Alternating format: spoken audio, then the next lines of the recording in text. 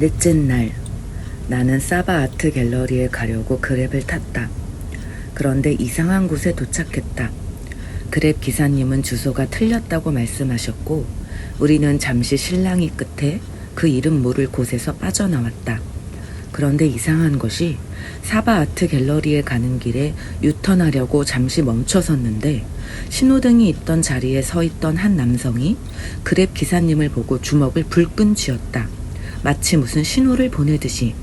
그리고 그랩 기사님은 사바 아트 갤러리에 도착해 정문을 지나 사바 아트 갤러리의 입구를 지나 현관문 앞까지 차를 몰고 올라갔다. 그런데 거기에 클로즈라고 적혀 있었다.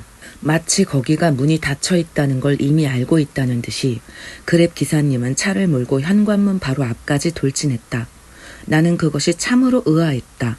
보통은 메인 입구에서 내려주는데 그 그랩 기사님은 사람들이 전시를 보러 들어가는 입구까지 차를 몰고 올라간 것이었다. 마치 거기가 영업을 하고 있지 않다는 걸 미리 알았다는 듯이. 나는 유턴하기 전에 본 남성의 이상한 수신호를 떠올렸고 얼른 차비를 지불하고 그 차에서 내렸다.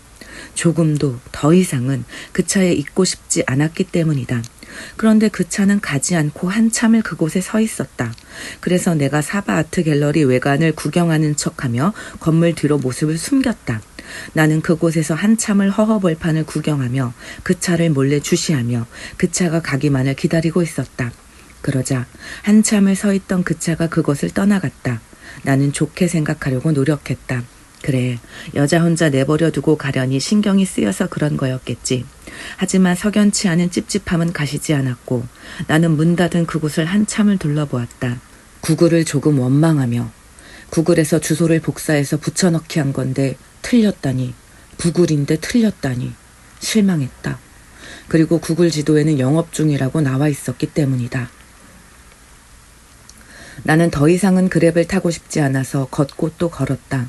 그렇게 걷고 걷다 보니 이슬람 사원의 기도 소리가 들려왔다.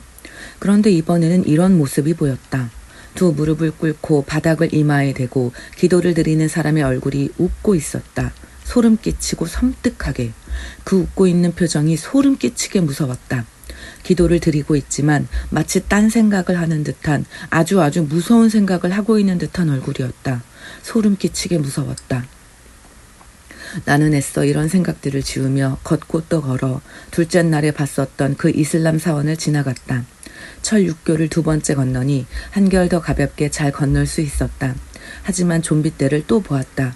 이번에는 철 6교 건너편에서. 그리고 뚫려있는 하수구 밑에서 기어나오는 좀비를 보았다. 좀비떼가 훑고 지나간 다음 같았다. 그리고 나무, 사바 박물관과 이슬람 사원 중간에 있는 나무. 마치 천연기념물인 것 같은 아주 크고 거대한 나무. 나는 그 나무가 전해주는 느리고도 오묘한 순간을 만끽했다. 그 큰 나무 사이로 바람이 불며 아주 작은 연두색 잎들이 일렁이며 살랑거리며 노란 빛으로 빛나며 하늘거렸다. 그 순간은 마치 마법 같았다. 나무가 내게 속삭이는 것 같았다. 전해라. 나는 그 순간을 간직하며 이슬람 사원 주변을 걷고 있었다. 그런데 발밑으로 마치 늪 같은 진흙과 무엇인지 모르는 열매의 씨앗들이 밟혔다. 그리고 그 순간 사바섬의 모든 식물과 대자연이 연결되는 것 같은 순간이 머리에 섬광처럼 떠올랐고 해독제, 치유하는 약이 있을 수도 있겠다. 고칠 수 있는 약이 있을지도 모르겠다는 생각이 들었다. 그리고 또 하나의 그림이 머릿속에 그려졌는데 사바섬을 상징하는 큰 꽃 안에 내가 있었다. 그 큰 꽃 속에 던져진 나는 깊이 잠들어 있는 듯이 보였고 그 큰 꽃은 자신의 큰 꽃잎으로 나를 둘둘 말아 싸매고 꽃즙을 뚝뚝 흘리고 있었다.